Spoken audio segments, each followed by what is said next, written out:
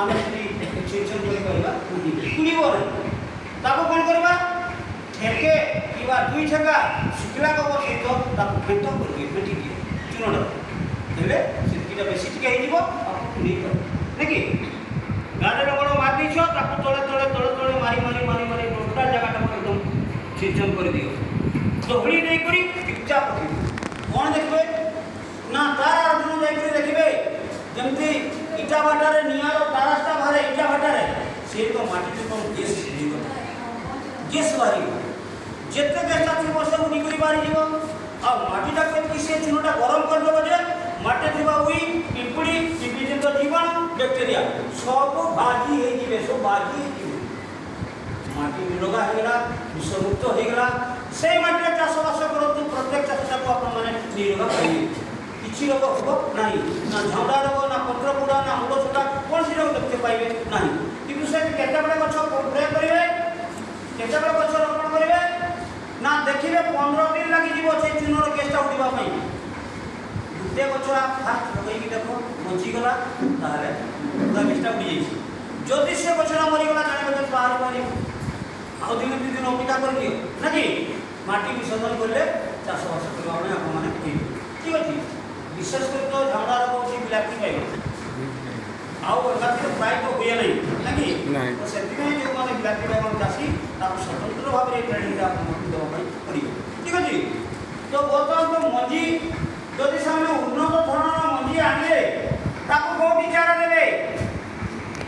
ଏ ବିଲ ମାଟି କି ବାଡ଼ି ମାଟି कि आपंकर ये सब चारा हम कौन हम ना ये बहुत परिमाण में रोग जीवाणु अच्छा माटी।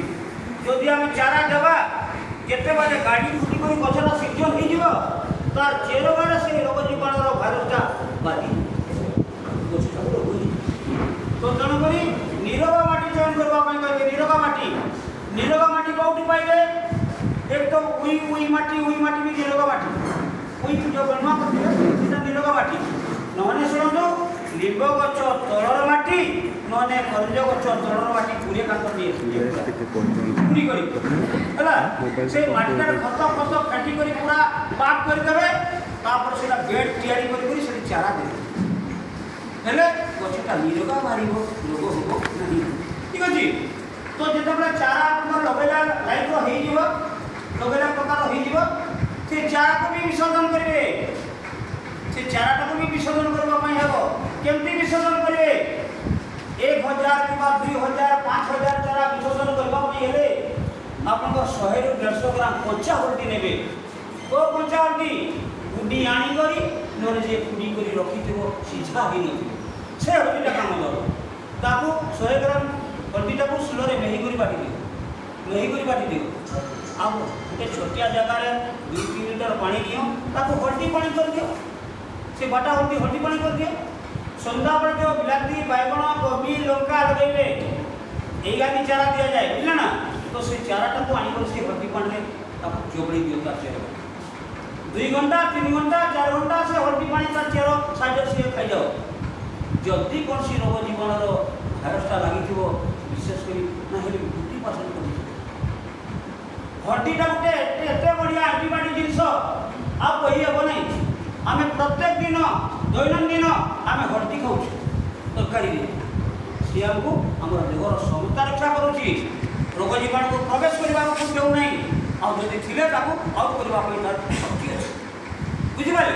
तो तेणुक हल्दी आप विसर्जन करूँ विसर्जन हो गला से औषध देवाई पड़ो झाउला रोग औषध आप तो शुणी सर आप सियाड़े जाइए हरिचंदनपुर जाइए कौन जांघिरा कौन जगह दुईटा जगह जाइए मुझे कही आप कपर ऑक्सीकर्नेट दे दिखाँ सी आप चारा हल्दी पानी जो खुएबे ये आप पकई दिखाँ किसी लोग भोर होगा नहीं पूरा चाष करती एक दिन पर चाष करती बुझे हम रोग है आप किसी लोग आसिक कहले सार सार आप जहाँ कहले कपर ऑक्सीकर्नेट देवाई आम दे गोटे गोटे गच बुझीगला तार गोटे काम करूँ तार सहित कौन देवे विष देवे विष कौन कि विषाक्त जीवाणु भी अच्छा से विषाक्त जीवाणु जब गछटा आक्रांत कर विष देने से विषर्जन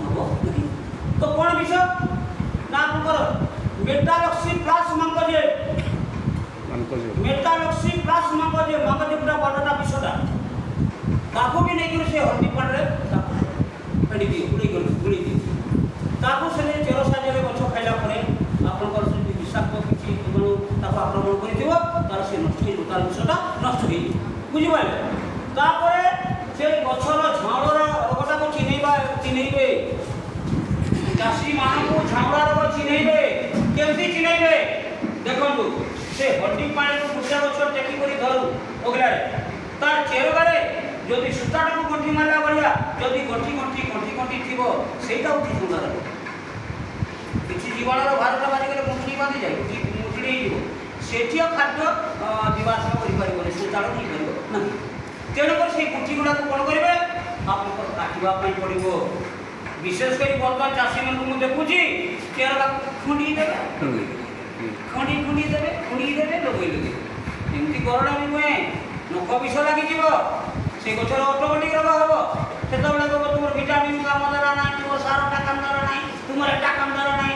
ସେ କଥା ଆମେ ଶୁଣିବୁ ନାହିଁ। ଟେକ୍ନିକ୍ ପୁରା ପ୍ରୟୋଗ କରିବା ପାଇଁ ପଡ଼ିବ ଆପଣଙ୍କ ଚାଷରେ। ତ ସେଥିପାଇଁ ନଖରେ ଫୁଟବା ପାଇଁ ମନା କରିବେ।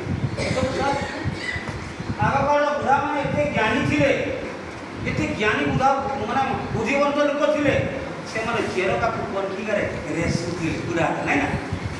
ରସୁଥିଲେ ନାହିଁ, ରସୁଥିଲେ ସେଭଳିଆ କଣ୍ଠିରେ ରେସନ୍ତୁ। ନଚେତ୍ ଘରେ ଏବେ କଇଁଚି ଅଛି, ଚାରିଆଡ଼ୁ କଇଁଚିରେ କାଟିଦିଅ, ତାପରେ କଷ୍ଟ ଆପଣଙ୍କର ଝାଉଁଳା ରୋଗ, ପତ୍ର ପୋଡ଼ା, ମୂଳ ସୋଡ଼ା କେଣସି ରୋଗ ଦେଖିପାଇବେ ନାହିଁ। ତେଣୁକରି ମାଟି ବିଶୋଧନ ବି କରିଛ, ଚାରା ବିଶୋଧନ ବି କରିଛ, ଚାରା ବି ଠିକ୍ ଜାଗାରେ ଚାରା ଦେଇଛ, ବିଶୋଧିତ ମାଟିରେ ଚାରା ଦେଇଛ, ଆପଣଙ୍କ ରୋଗ କିଛି ବି ନାହିଁ। ବୁଝିପାରିଲେ? ଆପଣମାନେ କୁହନ୍ତି, ବହୁତ ଲୋକ କୁହନ୍ତି ନାଇଁ ମାଟି ଉଦା ଅଛି, ଯଦି ଗଛ ଲଗାଇଦେବା ମରିଯିବ। ଭୁଲ। ସେଠି ପୁରାପୁରି ଭାଇରସରେ ଭର୍ତ୍ତି ଯାଇଛି ମାଟିଟା। ରୋଗ ଜୀବାଣୁମାନଙ୍କର ଭାଇରସଟା ମାଟିରେ ଲାଗିଯାଇଛି। ଯଦି ଆମେ ତାକୁ ଯେଉଁ ଗଛ ଲଗାଇବା, ଲୋକମାନେ କହନ୍ତି ନାଇଁ ଉଦାଡ଼ିଆ ଅଛି ଗୋଟେ ଲଗାଇଦେଲେ ଗଛ ମରିଯିବ। ନାଇଁ ମରିବ ନାହିଁ। କ'ଣ ପାଇଁ ଉଦା କରୁନାହିଁ? ଗଛଟା ଲଗାଇଦେଲା ଉପର ପାଣି ଢାଳୁଛନ୍ତି କି?